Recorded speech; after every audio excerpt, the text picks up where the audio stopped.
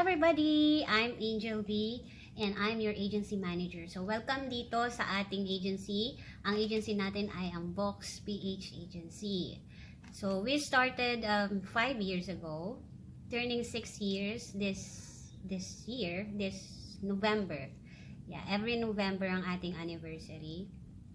Okay, so I started Vox PH Agency with full red. Ilalagay ko dito yung parehas na Bigo ID namin. So wag niyong kalimutang i-follow yan ha. Kailangan naka-follow kayo sa aming dalawa. Okay, so lahat ng sasabihin ko dito sa video na to, magagamit ninyo sa inyong hosting. So this is your stepping stone sa inyong pagbibigo host, sa inyong Bigo career. So please get a pen and paper. Magsulat kayo ng mga importanteng details. Okay, again, you have to follow us, Full Red and ako. Tandaan ninyo yung mga level namin and Bigo ID kung kaya ninyo. Kasi sa Bigo, especially kapag meron tayong live orientation or audition sa Bigo Live, nandiyan dyan na agad yung posters namin, nakaabang na sa inyo. Kayo ang inaabangan nila, yung mga bago. So, usually, ang ginagawa nila ay mini-message kayo, hinihingian ng video or sexy pictures na nagpapanggap silang kami na sinasabing kailangan ninyo yun or requirement yon sa another orientation daw. So, wag maniniwala Minsan naman, papasok sa live, magugulat kayo, uy, si Angel V or si Full Red, ano ba yan, nandito siya. Magta-type yun doon, ipag-end kayo. Sabihin, mag-end ka. Sundin, dito, basahin mo yung message ko, ganyan-ganyan. Pinag-end. So, hindi kami nagpapa-end ng naka-live na host. Okay? So, pakisulat dyan sa notes nyo, posters of the managers. Para meron kayong reminder in case ma-encounter ninyo yan sa Bigo. Okay, so that's first thing kilalanin ang managers and admins. Yung mga admins na nag-assist sa inyo sa recruitment, hindi ko nababanggitin yung pangalan kasi parang every month or every other month nagkakaroon ng bago Kaya hindi nagiging updated yung video kasi recorded na nga to. So may mga admins tayo na nag-assist sa inyo sa recruitment. So, you might as well ask for their Bigo ID para ma-follow ninyo sila sa Bigo. Okay? So, in this video, hihimay-himayin natin lahat ng information na kailangan ninyo. It's like spoon feeding na nga diba? Pero, as much as possible, I would like you guys to keep in mind the 3 golden rules of Vox PH Agency. Okay? So, we have our own rules dito sa Bigo, sa agency. Iba yung rules ni agency ng Vox PH, iba rin yung rules ng mismong kumpanya, ng mismong Bigo Live Philippines. Okay, mamaya pag-uusapan din natin yung mga rules ni Bigo. So for now, keep in mind the 3 golden rules of the agency. Magbasa at umintindi. Hindi lang magbasa. Kailangan full. Kasi mahilig ako maglapag ng instructions na step by step, di ba? Mahaba. So, huwag ka magbasa ng galing sa baba. Basa ka muna sa umpisa. Dahan-dahan, isa-isa. Okay? Isa-isa mong gawin yung instructions. That's very important. That's part of your training. Hindi nyo napapansin na titrain na kayo simula pa lang sa recruitment, 'di ba? Pag message nyo pa lang sa Facebook, meron na agad instruction, meron na agad questionnaires. Very organized tayo dito sa agency para mapatakbo natin ng maayos dahil sa sobrang dami ninyo everyday na nag-a-apply. And then after that, lipat na naman sa Telegram, may set of instructions na naman, lipat na naman ng GC, set of instructions na naman. So dun pa lang natitrain na kayo para maging attentive, 'di ba? Na nahahasa yung mga utak ninyo sa ganung bagay. So lahat na nangyayari sa inyo dito sa agency na to, you charge it to experience. Every day is a learning process. Every day. It's a continuous learning. Lagi ko yan sinasabi. Huwag tayong masyadong magmagaling. Kasi kahit yung mga tao na sobrang expert na, sobrang tagal na sa industriya, meron pa rin at merong kailangang aralin every day. Okay? Always be humble. Okay, let's start. Paano daw mag-live dito? So, pag-uusapan natin paano mag-live, ano yung mga kailangan ninyong i-reach or requirements para kayo ay sumahod, umpisahan muna natin sa bago kayo mag-live. Ano mga dapat ninyong gawin bago kayo mag-live? Well, first, comply muna kayo sa requirements ni Vox PH ng agency. Ano ba yon?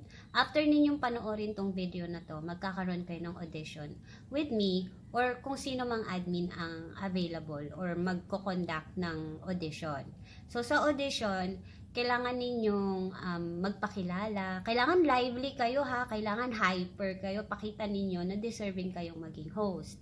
So sa audition, kailangan mag-ayos kayo. Show some effort, hindi yung basta na lang kayo umakyat sa live nang hindi man lang kayo nagsuklay, 'di ba? Or hindi man lang kayo nagbihis ng inyong pantulog. So, meron tayong auditions minsan sa umaga, tanghali, hapon or gabi, depende sa availability ng kung sino man ang magpapa-audition, okay? So, again, ang gagawin niyo ay magpapakilala kayo, tell us about yourself. Like, example lang, I'm Angel V and I'm from Baguio City. So, ang plano ko pong gawin sa live ko or ang content na gusto kong gawin ay singing or dancing, ganyan. Okay, nag-aaral po ako or nagtatrabaho po ako or wala po akong trabaho, taong bahay lang ako. So, makakapag full-time ako sa Bigo. Mga ganun. Basta daldal lang kayo. Yung makikita natin yung hosting skills ninyo. And then, after ninyo magpakilala, i-discuss nyo naman yung natutunan nyo dito sa video. Ang purpose nun ay hindi para, alam nyo yun, mema lang, masabi lang na napanood ninyo yung video or i-discuss nyo sa amin. Alam na namin to eh, 'di ba? Alam na namin yung content ng video na to. Ang purpose natin dito is to make sure na napanood nyo talaga at naintindihan ninyo. Para sa inyo yun. Kailangan kasi alam ninyo yung ginagawa ninyo bago kayo mag-live.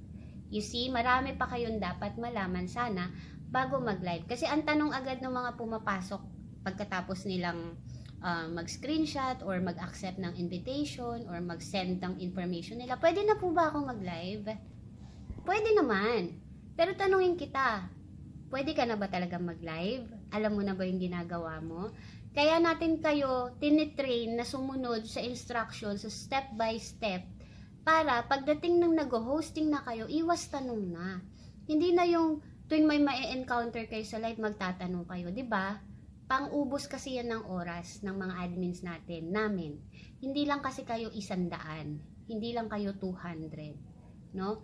1,000 kayo dito, more than 1,000. So imagine niyo na lang kung 5 tao lang yung nag-a-assist sa inyo. So, we did this para makasave ng time, to make sure na alam nyo na yung ginagawa ninyo. And I'm very proud ha, kasi ang nagiging resulta ay well-oriented and knowledgeable new hosts.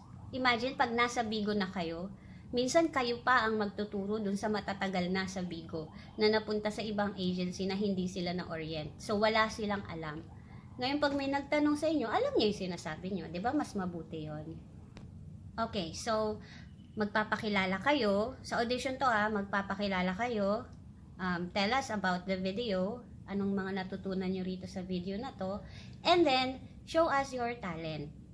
You can sing, you can dance. Kahit konti lang, kahit chorus lang. Huwag niyo naman tapusin yung isang buong kanta. Lalo na kung marami kayo mag-audition. Baka abutin na tayo bukas niyan. So, konti lang, ipakita nyo lang, pakita mo lang kung sino ka.